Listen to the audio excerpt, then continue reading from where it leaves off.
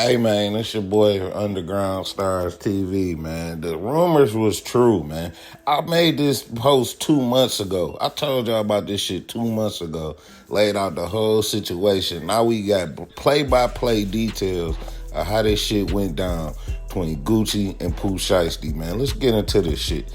I'm gonna let y'all hear the facts, man. Straight paperwork. David is based on my personal knowledge as well as information provided to me by other law enforcement officers and other individuals who have participated in investigations. So it goes on to say, based on the facts set forth below, there's probable cause to believe that on or about January 10, 2026, in the Northern District of Texas and elsewhere, the following individuals violated 18 U.S.C. 1201 A and C by knowingly combining, conspiring, and agreeing with other persons, known and unknown, to commit offenses against the United States, to wit, unlawfully seizing, confining, inveigling, decoying, kidnapping, abducting, or carrying away for ransom or reward any person. Then it goes on to name all of these cats. Probable cause. Overview of the kidnapping. On January 10th, 2026, at approximately 4:50 p.m., victims, who will be referred to throughout the affidavit by their initials or collectively as the victims, RD, which is Roderick Davis, that's Gucci Mane, MM, and BP, were kidnapped and robbed at gunpoint at a music studio located on Dallas Parkway in Dallas, Texas. This location is within the Dallas division of the Northern District of Texas. At approximately 1 p.m. on January 10th, 2026, the victims flew into Dallas, Texas alongside RD's head of security. Pay attention to that.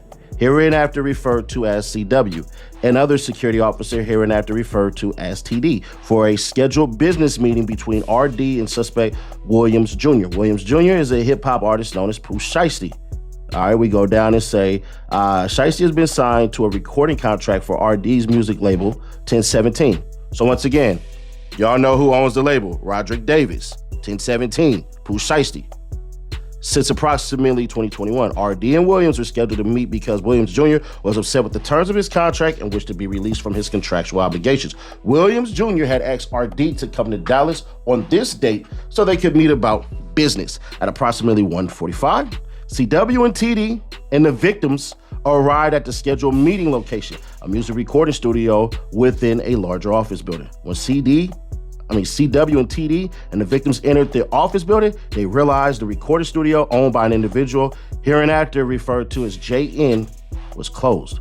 While they waited for the studio to open, the five went to a liquor store and purchased liquor and plastic red Solo cups before returning to the studio. At 3 p.m., JN answered the phone and learned that Williams Sr. was attempting to book a recording studio that afternoon for Williams Jr. and RD to record music at around 3:15 p.m. JN opened the studio for RD, MM, BP, CW, and TD. Investigators later collected and reviewed surveillance video captured at another business located at the same office building on the same floor as the recording studio, which shows Williams Sr. outside of the office building at approximately 3:27 p.m. on January 10th, 2026. Williams Sr. appears to be speaking with someone on his cell phone before entering the building at or around 3:28 p.m. And you can see the photos right here. We'll enlarge that for you guys so y'all can see right here. That's Pooh Shiesty's dad. So now we go on. It says at approximately 3:39 p.m., an employee of the studio arrived to assist with production. When the employee arrived, Williams Jr. and Williams Sr. were standing at the back door of the office building, engaged in what appeared to be an argument over the phone. At approximately 3:43 p.m., Williams Jr., Williams Sr., Wright, Johnson, Waters, Rogers, Gibson, Glover, and McDaniel entered the east side of the office building. The target suspects walked through the lobby area of the office building before going inside the studio, left. One individual with a dreadlock hairstyle, later identified as Gibson, can be seen on video exiting the office building and shortly thereafter returning with a bag slung over his shoulder on the right. So as you can see right here, this is whoever the hell they talking about. Then it says the 9 individuals entered the studio's control room, where inside the victims were watching a football game. CW was positioned in the studio lobby while TD remained in the vehicle they arrived in. Depicted below are photographs of the studio lobby, left studio control room, right and studio recording room, bottom taken from Dallas Police Department, DPD. body camera, and crime scene photographs captured on the night of the offense. The victims overheard Williams Jr. talking on his cell phone, potentially with a probation or parole officer, stating that his caseworker had given him permission to be out for rec time. From what the victims could hear, Williams Jr. was informed that was not the case and he needed to return immediately. Williams Jr. agreed. Williams Jr. was wearing an ankle monitor, leading the victims to believe that Williams Jr. was on house arrest. RD told Williams Jr. they could reschedule their studio session, but Williams Jr. requested to speak with RD privately in the attached recording room. RD agreed, and they entered the recording room with Williams Jr. Williams Sr. and Wright, meanwhile, MM and BP remained in the control room with 6 other individuals and continued to watch the football game. BP offered to share the liquor they purchased with the target suspects, and at least 2 accepted. I don't know why I'm like kind of giddy to read this. My bad, y'all. Grabbing the red solo cups and making a drink. Inside the control room, Williams Jr. produced purported contract, termination, or release paperwork from a bag and told RD to sign. When RD declined, Williams Jr. became agitated, and the pair started to argue. MM and BP could see inside the recording room and initially believed RD and Williams Jr. to be discussing business, but as MM saw the conversation intensifying, he texted CW, who was still in the music studio's lobby.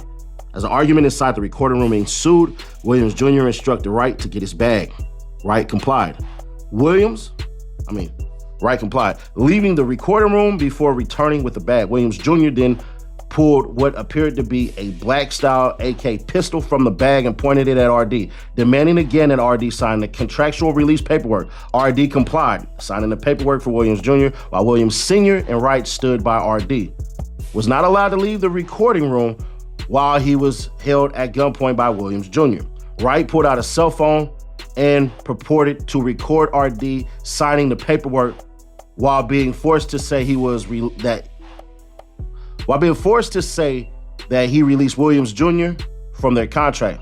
After the release was signed, Williams Jr. took RD's wedding ring, watch, earrings, and cash. After RD signed the contractual release paperwork, Williams Jr. provided the paperwork to Williams Sr. and asked him if the paperwork was good. Williams Sr. advised that the paperwork needed to be dated, so Williams Jr. then forced RD to add a date next to his signature. BP further identified an individual he knew as Baby Slime 375, later identified as Johnson, as being involved in the kidnapping and robbery, and that during the control room's robberies, Johnson possessed a firearm and held BP and others at gunpoint. Both MM and BP identified an individual they knew as KD, later identified as Waters, as also being involved in the kidnapping and robbery, possessing a firearm and holding them at gunpoint. MM was choked from behind to the point of nearly losing consciousness during the kidnapping and robbery, resulting in scratches on his neck and wrist below. MM was robbed of his Rolex watch, a Louis Vuitton bag containing multiple other high-dollar watches, Apple AirPod headphones, and his wallet at gunpoint by Glover. MM confirmed his Louis Vuitton bag, AirPods, and wallet each had an Apple AirTag, a location tracking device attached. Got him.